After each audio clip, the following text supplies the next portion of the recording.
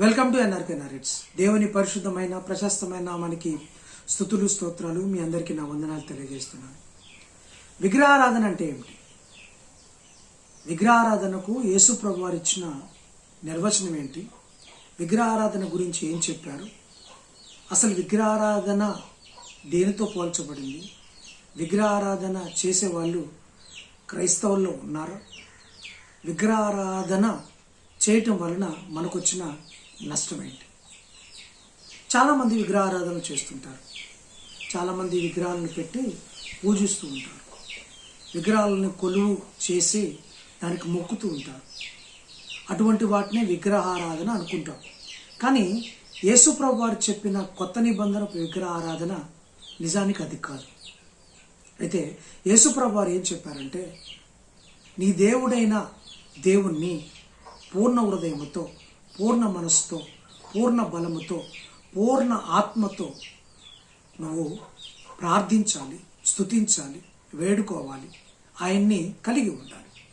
అలా కాకుండా నీ హృదయంలో దేవునికి కాకుండా వేరే దేనికైనా ప్రథమ స్థానం ఇచ్చినట్లయితే అది విగ్రహారాధన కిందికి వస్తుందని యేసు ప్రభు వారు చెప్పారు. ఇంకో మాట కూడా చెప్పారు, నన్ను కాకుండా నీ తల్లి అయినా, నీ తండ్రినైనా, నీ బంధువులైనా ప్రేమిస్తే అది కూడా విగ్రహారాధన కిందికి వస్తుందని చెప్పారు. విగ్రహారాధన అంటే ఏదో బొమ్మలు పెట్టి, విగ్రహాలు పెట్టి, దానికి మొక్కి, దానికి కొబ్బరికాయలు కొట్టి, దానికి ఇంకేదో చేయటం విగ్రహారాధన కాదు. క్రైస్తవులు చాలామంది గమనించాలి. విగ్రహారాధన అంటే నువ్వు దేవునికి ప్రాధాన్యం ఇవ్వకుండా, దేవునికి ప్రథమ స్థానం ఇవ్వకుండా, ఇంకా దేన్ని కూడా నువ్వు ఆశించినా, కోరుకున్నా, నీ మనసులో దానికి స్థానం ఇచ్చినా అది నీకు ఒక విగ్రహం కిందనే ఉంటుంది. అదొక విగ్రహారాధన కిందనే ఉంటుంది.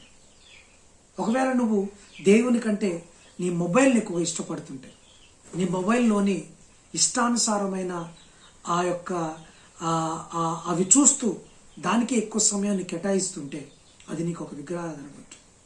దేవుని కంటే లోకాశలను, లోక కోరికలను, లోక పద్ధతులను, లోక ఆచారాలను, లోక సంప్రదాయాలను, లోక మనుషులను నువ్వు ఎక్కువగా ఇష్టపడుతుంటే, ప్రేమిస్తుంటే అది నీకు ఒక విగ్రహంగా ఉంటుంది.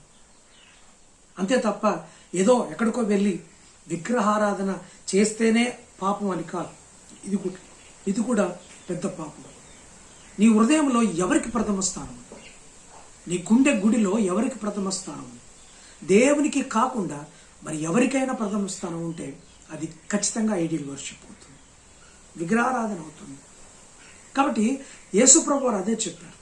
యేసు ప్రభు వారు చెప్పిన మాట ఏంటంటే, నీ మనస్సు మారి నూతనపరచబడాలి.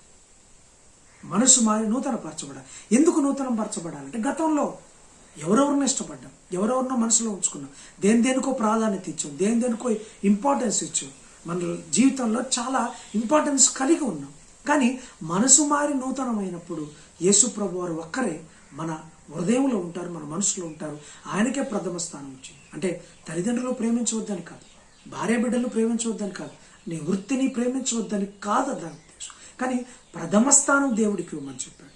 పూర్ణ హృదయంతో, పూర్ణ బలంతో, పూర్ణ శక్తితో దేవుణ్ణి ఆరాధించమని చెప్పాడు. అలా కాకుండా నువ్వు ఏది చేసినా విగ్రహారాధన కిందకి వస్తావు. ఈ మధ్యకాలంలో కొంతమంది పాస్టర్లు నేను చూశాను. వారి సంఘం సభ్యులు, సంఘాన్ని కాచే కాపరి వారితో ఉండాలి, వారితో మాట్లాడాలి, వారిని బలపరచాలి, వారికి సరైన వాక్యాన్ని అందించాలి, వారిని మేపాలి, వారిని సంరక్షించాలి, ఇవన్నీ చేయాలి. కానీ సంఘస్థులు, సంఘ సభ్యులు ఎవరైనా సంఘ కాపరితో ఫోటో తీసుకోవాలంటే డబ్బు కట్టాలి. ఆయనతో భోజనం చేయాలంటే అదో పెద్ద మహాభాగ్యంగా ఆయనకు డబ్బు కట్టాలి. ఆయన ఒకవేళ ఇంటికి వస్తే డబ్బు కట్టాలి. ఆయనతో ఫోటో తీసుకున్నా డబ్బు కట్టాలి.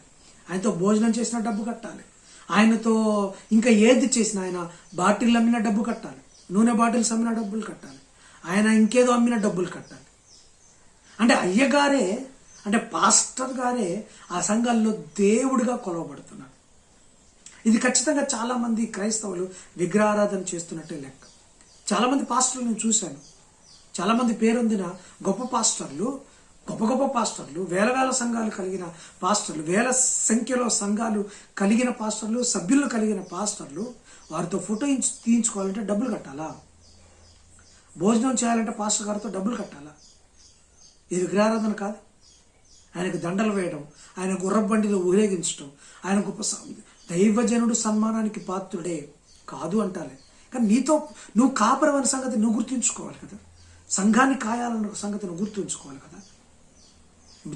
సన్మానానికి పాత్రుడే, దైవజనుడు గౌరవానికి పాత్రుడే. కానీ నీ బాధ్యత ఏంటి?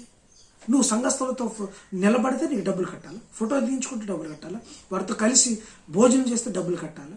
ఇది ఐడియల్ వర్షిప్ కాదు.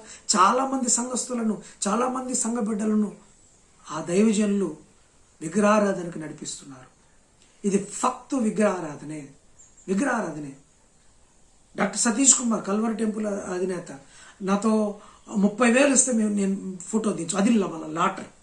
నాతో భోజనం చేయాలంటే 30,000 కట్టాలి, 20,000 కట్టాలి. ఆ కట్టిన వాళ్ళంతా ఒక డబ్బాలో వేసి లాటరీ తీసి, ఆ లాటరీలో ఎవరు పేరు వస్తే వారితో నేను డిన్నర్ చేస్తాను, భోజనం చేస్తాను, వారితో ఫోటో దిగుతాను. అంటే ఇప్పుడు అమ్మో, అయ్యగారి కోసం, దైవజనుడి కోసం 30,000 కట్టి లాటరీ కోసం వెయిట్ చేసి, ఆ లాటరీలో ఎవరి పేరు వస్తే అందరి పేర్లు ఒక పేరే వస్తుంది. మళ్ళీ కట్టాలంటే మళ్ళీ పేర్లు కట్టాలి. వచ్చి చేస్తే అప్పుడు ఆయన భోజనం చేసి వారిని ఇచ్చేస్తారు. దానికి డబ్బులు కట్టాలి. ఇది కాదా విగ్రహారాధన? అంటే నిన్ను కలవడానికి లేకపోతే నీతో భోజనం చేయడానికి ఇంత శ్రమ పడ్డాలి? అదో పెద్ద దేవుని కలిసినట్టుగా ఫీల్ అవ్వాలి వారు. ఎక్కడికి పోతుంది? సతీష్ కుమార్ గారు, మీరు ఐడియల్ వర్షిప్కు కారణం కావట్లేదు. మీ సంఘస్థులందరూ ఐడియల్ వర్షిప్ చేసేటట్టుగా మీరు చేయట్లేదు. వ్యక్తి పూజ కాదా ఇది? వ్యక్తులే పూజలు అందుకుంటున్నట్టుగా లేదా ఇది ఐడియల్ వర్షిప్ కాదా? అంటే అయ్యగారు దేవుడి స్థానాన్ని అయ్యగారు దొంగిలించినప్పుడు, అయ్యగారు తీసుకున్నప్పుడు అది విగ్రహారాధన కాకుండా మరి ఏమవుతుంది? ఎవరినో హిందువులనో మరొకరినో దూషించడం కాదు, లేకపోతే మరొక తప్పు పట్టడం కాదు. విగ్రహారాధన మనలోనే ఉంది. అధిక ప్రాధాన్యత ఇస్తుంది. కొంతమంది యవనస్తులు మొబైల్కు ప్రాధాన్యత ఇస్తున్నారు. బూతు బొమ్మలు చూస్తున్నారు, గంటలు గడుపుతున్నారు. సోషల్ మీడియాలో గంటలు ఉంటున్నారు. దేవునికి కేటాయించాల్సిన సమయంలో, ప్రార్థన చేసుకోవాల్సిన సమయంలో, వాక్య ధ్యానం చేయాల్సిన సమయంలో, మందిరానికి వెళ్ళాల్సిన సమయంలో, క్వైట్ టైం చేయాల్సిన సమయంలో నువ్వు మొబైల్ చూస్తూ గంటలు ఇందులోనే ఉంటున్నావు. ఇది కాదు విగ్రహారాధన. దేవుడికి మందిరానికి రాకుండా నువ్వు ఎక్కడెక్కడో షికారులు కొడుతున్నావు, ఎక్కడెక్కడో పని పెట్టుకున్నావు. ఇది కాదా విగ్రహారాధన? దేవుని కంటే నీ అందానికి ప్రాధాన్యత ఇస్తున్నావు. ఇది కాదా విగ్రహారాధన? దేవుని కంటే నీ డబ్బుకు ప్రాధాన్యత ఇస్తున్నావు. ఇది కాదా విగ్రహారాధన? దేవుని కంటే నీ వృత్తికి ప్రాధాన్యత ఇస్తున్నావు. ఇది కాదా విగ్రహారాధన? దేవుని కంటే నీ బంగారానికి ప్రాధాన్యత ఇస్తున్నావు. ఇది కాదా విగ్రహారాధన? దేవుని కంటే నీ యొక్క ఆస్తి పాస్తులకి ప్రాధాన్యత ఇస్తున్నావు. ఇది కాదా విగ్రహారాధన? దేవుని కంటే నీ భర్తకు, నీ భార్యకు ప్రాధాన్యత ఇస్తున్నావు. ఇది కాదా విగ్రహారాధన? ఒకసారి ఆలోచించు. విగ్రహారాధన చేయటం కాదు. ఎక్కడికో మొక్కం. క్రైస్తవులు ఎక్కడో వెళ్ళి ఏదో విగ్రహాలకు, ఏదో గుళ్ళకి వెళ్ళి ఏదో బొమ్మలకు మొక్కం, అంతవరకు ఓకే. కానీ మనలో ఉన్న ఇన్సైడ్లో ఉన్న ఐడియల్ వర్షిప్ సంగతి ఏంటి? నీ హృదయంలో గూడు కట్టుకొని పోయిన ఆ యొక్క విగ్రహాల పరిస్థితి ఏంటి? ఆ విగ్రహాలను ఎప్పుడు పడేస్తావు? ఆ విగ్రహాలను ఎప్పుడు నిమజ్జనం చేస్తావు? ఒకసారి ఆలోచించు. నిమజ్జనం చేయి ఈరోజు. విగ్రహారాధన మాను. దేవుడు నన్ను దీవిస్తాడు, దేవుడిని ఆశీర్వదిస్తాడు. దేవుడు అట్టి జ్ఞానం మనందరికీ దయచేయను గాక. ఆమేన్.